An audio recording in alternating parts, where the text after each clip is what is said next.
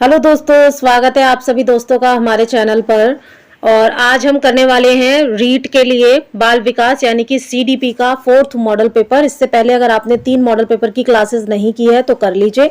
और अभी तक अगर आपने हमारे टेलीग्राम चैनल को ज्वाइन नहीं किया है तो जाकर ज्वाइन कर लीजिए, क्योंकि एक टेलीग्राम ग्रुप में आपको क्या मिलेगा, BSTC यानी कि राजस्थान से जो आप BSTC कर रहे हैं या किसी भी स्टेट की जो आप DLED कर रहे हैं उसके नोट्स वगैरह आपको मिल जाएंगे। एक ग्रुप में आपको न्यूज़पेपर मिल जाएगा जो कि आपको PDF के थ्रू मिल जाएगा। इंग्लिश में लेना चाहते हैं तो इंग्लिश का भी मिल जाएगा, और हिंदी का लेना चाहते हैं तो हिंदी का भी मिल जाएगा। और दूसरे ग्रुप में आपको निर्मल क्लासेस का ही ग्रुप है, यहाँ पर भी आपको राजस्थान का जो रीट एग्जाम है या फिर राजस्थान के जो भी टीचर के एग्जाम होते हैं उसके अंदर जो कुछ भी पूछा जाता है, जितने भी सब्जेक्ट है, तो उसके नोट्स PDFs और जो इस क्लास की जो नोटिफिकेशंस होती हैं वो भी आपको वहीं पे प्रोवाइड कर दी जाएंगी। तो चलिए बिना देरी किए आज शुरू करते हैं अपनी 4th क्लास यानी कि 4th मॉडल की क्लास को। और यहाँ पर 20 क्वेश्चंस और इससे पहले हमने 60 क्वेश्चंस किए थे। आपके कितने सही हुए कमेंट में बताइएगा। और आज भी 20 होने वाले हैं, तो इसके यानी चारों मॉडल को लगा के 80 क्वेश्चंस की क्लास हो गई। आपको पता है कि 30 क्वेश्चंस आते हैं। अगर आपने लेवल 1 ले रखा है तो आपको सिर्फ 30 क्वेश्चन ही तैयार करने हैं। उसके हिसाब से अगर आप 300 क्वेश्चन भी पढ़ लेते हैं ना तो दोस्तों बहुत सारे हैं आपके लिए। 300 में से ही आपको 30 क्वेश्चंस मिल जाएंगे। और अगर आपने दोनों लेवल का एग्जाम लिया है तो दोनों लेवल में CDP आती है और सेम रहता है दोनों का पैटर्न, तो आपको कम से कम 600 से 800 करने ही पड़ेंगे क्वेश्चन आंसर। तो यहाँ पर याद रखिएगा, हम जो क्वेश्चन आंसर कर रहे हैं इसमें शिक्षण विधियों के क्वेश्चन आंसर नहीं है, इसी वजह से यहाँ पर आपका 20 क्वेश्चन का ही मॉडल पेपर है। इसके बाद में हम कोशिश करेंगे कि आपके साथ में 10-10 क्वेश्चंस जो हैं वो लगा दें। काफी सारे क्वेश्चंस शिक्षण विधि के भी लगा दिए जाए। तो चलिए बिना देरी के शुरू करते हैं। पहला क्वेश्चन देखेंगे, व्यक्तित्व का कौन सा भाग समाज के नैतिक मूल्यों और आदर्शों के आधार पर विकसित होता है। यानी व्यक्तित्व मनुष्य का कौन सा भाग समाज के नैतिक मूल्यों और समाज के ही आदर्शों पर विकसित होता है। 4 ऑप्शन है, इदम, अहम, परा अहम या लिवाइडो। राइट आंसर बताएंगे कमेंट बॉक्स में, क्या हो जाएगा, यानी परा अहम। ठीक है, परा अहम की जो भावना है ना उसका विकास किसमें होता है, उसका विकास होता है समाज के नैतिक मूल्यों और आदर्शों के आधार पर ही परा अहम आता है ना। यानी कि दूसरों के प्रति जो अहम आता है ना, यानी कि क्या कह सकते हैं आप इसे, गर्व होता है दूसरों पर, तो वो नैतिक मूल्यों और आदर्शों के आधार पर ही होता है। बाकी तो दोस्तों अहम तो सबके अंदर होता है, चाहे कोई कामयाब हो या ना हो। ठीक है, चलिए दूसरा क्वेश्चन देखेंगे, फ्रायड ने ऊर्जा का वितरण व्यक्तित्व विकास के जिन स्थलों पर किया है उनके क्या नाम है, उनके क्या नाम है। यानी फ्रायड ने ऊर्जा का जो वितरण किया है वो व्यक्तित्व विकास के किन स्थलों पर किया है। 4 ऑप्शंस हैं, इदम और परा अहम पर, अहम और परा अहम पर, इदम, अहम और परा अहम पर, कोई नहीं। तो दूसरे का राइट आंसर क्या हो जाएगा, स हो जाएगा। यानी इदम, अहम और परा अहम पर हुआ था। अच्छा याद रखिएगा, व्यक्तित्व के विकास में इदम, अहम, परा अहम की बात कौन करते हैं, तो आपके फ्रायड भाई साहब करते हैं। और फ्रायड भाई साहब किसके आधार पे करते हैं, तो ऊर्जा के वितरण के आधार पर करते हैं, याद रखिएगा। चलिए तीसरा क्वेश्चन देखेंगे, पियाजे के अनुसार संज्ञानात्मक विकास की तीसरी अवस्था कौन सी है। यानी पियाजे के अनुसार कॉग्निटिव स्तर की यानी कि कॉग्निटिव डेवलपमेंट यानी संज्ञानात्मक विकास की तीसरी अवस्था कौन सी है। 4 ऑप्शन हैं, औपचारिक संक्रियात्मक अवस्था, पूर्व संक्रियात्मक अवस्था, इंद्रिय गतिक अवस्था या मूर्त संक्रियात्मक अवस्था। तो आपको बता दूं यहाँ पर है ना, इस बार ये CTET में पूछा गया था, चाहे तो आप देख लीजिएगा। ठीक है, CTET में आया हुआ था। चलिए तो तीसरे का राइट आंसर क्या हो जाएगा, D यानी मूर्त संक्रियात्मक अवस्था कौन सी अवस्था है पियाजे के अनुसार, तो ये आपकी संज्ञानात्मक विकास की तीसरी अवस्था है। ठीक है, चलिए बढ़ते हैं अगले क्वेश्चन की तरफ। क्वेश्चन नंबर 4 देखेंगे, पियाजे द्वारा संज्ञानात्मक संरचना को उल्लेखित करने वाली शब्दावली इनमें से कौन सी है। 4 ऑप्शन है आपके सामने, अनुप्रतीकात्मक, प्रतीकात्मक, स्कीमा या स्व केंद्रित। राइट आंसर 4 का क्या हो जाएगा दोस्तों, स्कीमा। स्कीमा क्या करती है, संज्ञानात्मक संरचना को उल्लेखित करती है। क्या करती है, संज्ञानात्मक संरचना को स्कीमा जो है पियाजे के अनुसार ये शब्दावली उल्लेखित करती है। पांचवा क्वेश्चन देखेंगे, निम्न में से कौन वर्ग के नैतिक सिद्धांत या नैतिक विकास के सिद्धांत की अवस्था नहीं है। 4 ऑप्शन से प्राक, रूढ़िबद्ध, रूढ़िगत, संवेदी प्रेरक या पश्चात रूढ़िगत। पांचवे का राइट ऑप्शन क्या हो जाएगा दोस्तों, संवेदी प्रेरक। ये क्या नहीं है, तो कोहल वर्ग के नैतिक विकास के सिद्धांत की अवस्था नहीं है। बाकी तीनों है, प्राक रूढ़िगत और पश्चात रूढ़िगत, ये तीनों है। बाकी कौन नहीं है, तो प्रेरक नहीं है। और वैसे भी देखिए गत गत गत तीनों आ रहा है ना, तो वैसे भी आप एलिमिनेट कर सकते हैं, लेकिन प्रेरक में गत नहीं आ रहा, तो ये वैसे भी रॉन्ग हो जाएगा, तो वैसे भी कर सकते हैं। ठीक है, अगला देखिए, याद रखिएगा नैतिक विकास का सिद्धांत किसने दिया था, कोहल वर्ग ने दिया था। अब आता है अगला क्वेश्चन नंबर 6 देखेंगे, संज्ञानात्मक विकास पर व्यवस्थित अध्ययन करने वाला प्रथम वैज्ञानिक कौन था, प्रथम मनोवैज्ञानिक, माफ कीजिएगा। संज्ञानात्मक विकास पर व्यवस्थित रूप से पहला अध्ययन करने वाला मनोवैज्ञानिक कौन था, लेविन था, हल था, जीन पियाजे था या फिर वॉटसन था। तो 6 का राइट आंसर क्या हो जाएगा, वो जीन पियाजे थे। जीन पियाजे पहले मनोवैज्ञानिक थे जिन्होंने संज्ञानात्मक विकास का सिद्धांत भी दिया और साथ में व्यवस्थित रूप से अध्ययन भी किया था, है ना। अगला देखिए 7वां क्वेश्चन, कोहल वर्ग के नैतिक विकास सिद्धांत के अंतर्गत निम्नलिखित में से कौन सी उस सिद्धांत की एक अवस्था है। कोहल वर्ग के नैतिक विकास सिद्धांत कोहल वर्ग ने दिया, याद रखिएगा, के अंतर्गत निम्नलिखित में से कौन सी इनके सिद्धांत की एक अवस्था है। 4 ऑप्शंस हैं, पूर्व संक्रियात्मक, परंपरागत, मूर्त संक्रियात्मक, संवेदी प्रेरक। तो 7 का राइट आंसर क्या हो जाएगा, गत वाला जो काम किया है ना, गत वाला काम कोहल वर्ग ने किया है, इतना याद रखिएगा, यही ट्रिक है इसकी। बाकी देखिए पूर्व संक्रियात्मक हो, मूर्त संक्रियात्मक हो, ये आपके कौन से जीन पियाजे करते हैं। ठीक है, चलिए 8वां क्वेश्चन देखेंगे, एरिक्सन की मानव विकास की अवस्था है। एरिक्सन की मानव विकास की अवस्था है, 4 ऑप्शंस हैं, संज्ञानात्मक अवस्था, मनोलैंगिक अवस्था है, मनोसामाजिक अवस्था है या मनोविश्लेषणात्मक अवस्था है। तो 8वें का राइट आंसर क्या हो जाएगा, एरिक्सन बात करते हैं मानव विकास की किस अवस्था के बारे में, तो मनोसामाजिक अवस्था के बारे में, यानी मन और आपका समाज, इन दोनों को जोड़कर जिस अवस्था के बारे में बात करते हैं वो है एरिक्सन।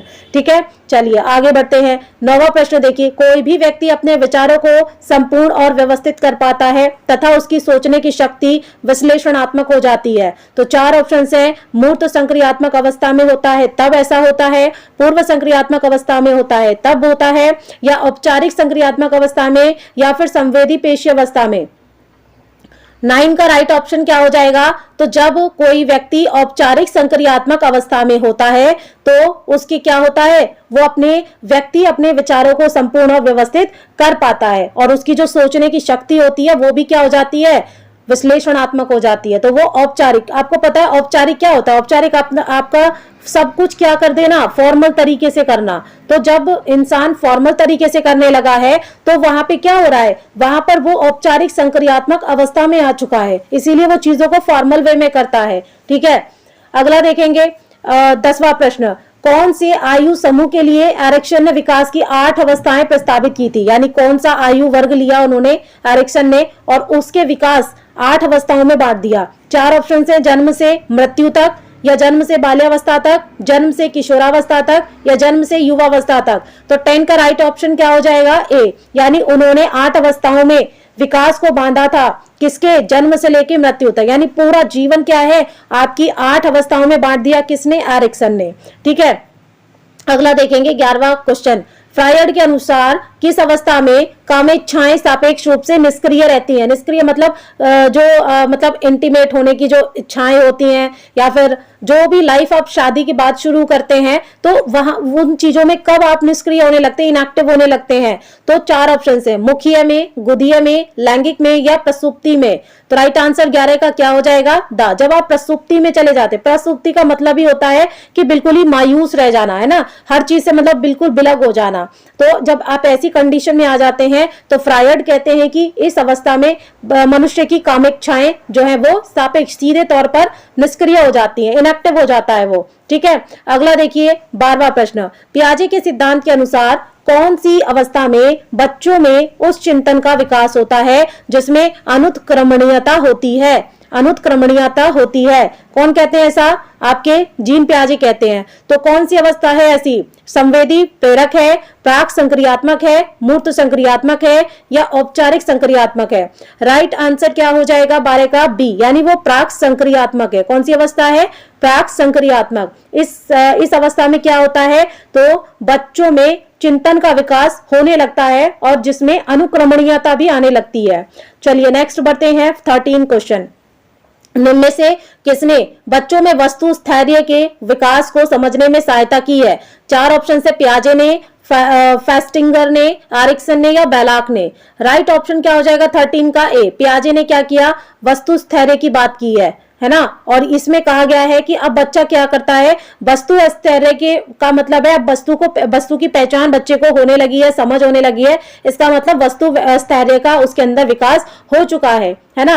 अब क्या है इस स्टेज पर वो क्या करेगा, वो कंघी को कंघी ही बोलेगा, है ना। दवाई को वो दवाई ही बोलेगा, चॉकलेट को वो चॉकलेट ही बोलेगा। ठीक है, चलिए आगे बढ़ते हैं 14 क्वेश्चन। निर्जीव वस्तुओं को सजीव गुण देने वाली प्रकृति को पियाजे ने क्या नाम दिया? यानी निर्जीव वस्तुओं को सजीव गुण देने वाली प्रकृति को पियाजे क्या कहते हैं? 4 ऑप्शन से कल्पना, केंद्रीकरण, सजीव चिंतन या वस्तु स्थैर्य। तो 14 का राइट आंसर क्या हो जाएगा? सजीव चिंतन। भाई सजीव आ रहा है ना, वैसे भी देखो जब कोई निर्जीव वस्तु में सजीव गुण आ जाए, है ना, तो वो क्या हो जाएगी? सजीव चिंतन हो जाएगा।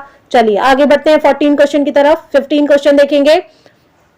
सूर्य बच्चे के साथ साथ चलता है, उसके मुड़ने का अनुकरण करता है और बच्चे की बात सुनता है। ये कथन बालक को किस लक्षण की ओर इंगित करता है? 4 ऑप्शन से परा अहम, केंद्रीयता, सजीव चिंतन या वस्तु स्थैर्य। तो 15 का राइट ऑप्शन क्या हो जाएगा? सा, यानी सजीव चिंतन की बात हो रही है ना। मतलब बच्चा क्या कर रहा है, बच्चे को ऐसा लग रहा है कि मैं चल रहा हूं तो सूरज भी मेरे साथ साथ चल रहा है ना। जबकि सूरज क्या है, सूरज तो निर्जीव है, फिर भी बच्चा क्या उसके अंदर महसूस कर रहा है कि जैसे जैसे मैं चल रहा हूं वैसे वैसे ये चल रहा है, जैसे जैसे मैं मुड़ रहा हूं वैसे वैसे ये भी मुड़ रहा है ना। तो वहां पे क्या आ रहा है, सजीव चिंतन कर रहा है बच्चा। चलिए 16 क्वेश्चन देखिए। एक पूर्व विद्यालय बालक कहता है कि सूर्य आज उदास है। बालक निम्नलिखित में से किस संपत्ति की अभिव्यक्ति कर रहा है? मतलब एक पूर्व विद्यालय का बालक है, मतलब बालक विद्यालय से निकल चुका है और अब वो ये कह रहा है कि आज तो सूरज बहुत उदास है। तो वो किस संपत्ति की अभिव्यक्ति कर रहा है? 4 ऑप्शन हैं, सजीव चिंतन की, केंद्रीयता की, पारंपरिकता की या वस्तु स्थायित्व की। तो 16 का राइट ऑप्शन क्या हो जाएगा? ए। यानी वो सूरज कैसे भला उदास हो सकता है? इसका मतलब ये हुआ कि आज सूरज नहीं निकला है तो हमसे गुस्सा है या उदास है, उसे कोई टेंशन है। तो टेंशन प्रकृति की उन चीजों को टेंशन नहीं होती है कभी भी जिनके अंदर जान ही नहीं है। लेकिन यहाँ पर बच्चा क्या दिखाने की कोशिश कर रहा है? सजीव चिंतन दिखाने की कोशिश कर रहा है। ठीक है, चलिए 17वां क्वेश्चन देखिए। फ्रायड के अनुसार निम्न में से कौन सी विकास अवस्था में बच्चे का ध्यान जननांगों की तरफ जाता है, यानी अपने जो प्राइवेट बॉडी पार्ट्स होते हैं उनकी तरफ जाने लगता है? फ्रायड के अनुसार कौन सी अवस्था है? 4 ऑप्शन हैं, मुखी अवस्था, गुदी अवस्था, लैंगिक अवस्था या प्रसुप्ति अवस्था। तो 17 का राइट ऑप्शन हो जाएगा लैंगिक। जब बच्चे को ये पता चल जाता है ना, चाहे लड़का हो लड़की हो, कि मैं लड़की हूं, तो लड़कियां देखते हो अपने बालों की तरफ या अपने मतलब जो भी अपने प्राइवेट पार्ट्स होते हैं उनकी तरफ वो ध्यान आकर्षित करने लगती हैं। सेम एज इट इज लड़कों के साथ में भी होता है। तो वो अवस्था होती है लैंगिक अवस्था, मतलब अब वो अपने लिंगों को पहचानने लग जाते हैं। तो फ्रायड किसकी बात करते हैं? बच्चों के मतलब जननांगों वगैरह से रिलेटेड से बात करते हैं वो। ठीक, चलिए बाकी चलते हैं 18वें क्वेश्चन की तरफ। प्राक संक्रियात्मक अवस्था कौन सी है? जन्म से लेकर 24 माह तक, 2 से लेकर 7 वर्ष तक, 7 से 11 तक या 11 वर्ष से ऊपर।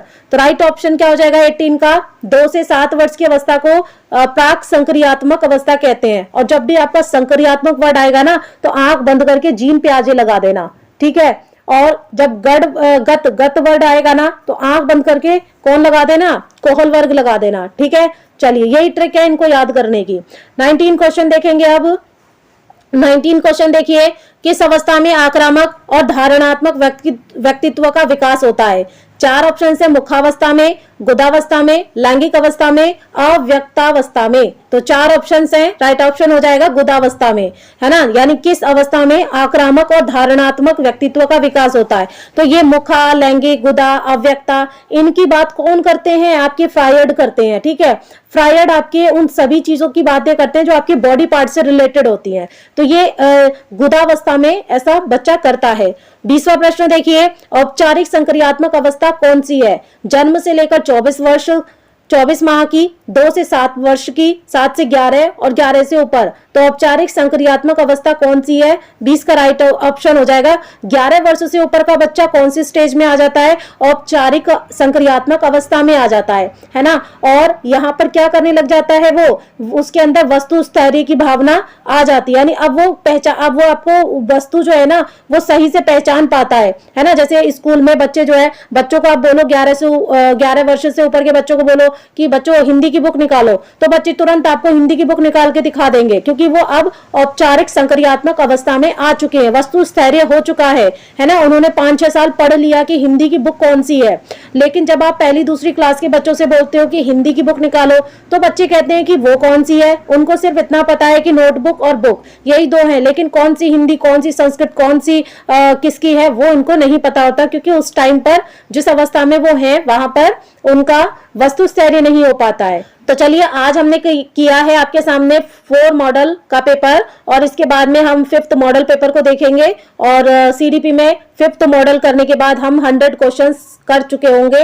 तो 100 में से आपके ओवरऑल कितने सही हुए हैं कमेंट में जरूर बताइएगा, क्योंकि मैंने आपको पहले भी बताया दोस्तों, आपके यहाँ पर 1 नंबर का 1 प्रश्न है। तो ऐसा कुछ नहीं है कि ना तो नेगेटिव मार्किंग है कि भाई मेरे इतने नंबर कट गए, ऐसे वैसे आप कोई बहाना नहीं मार सकते हैं। जितने आपके सही हैं उतने ही आपके सही हैं, ठीक है। चलिए फिर मिलते हैं क्लास 5 में।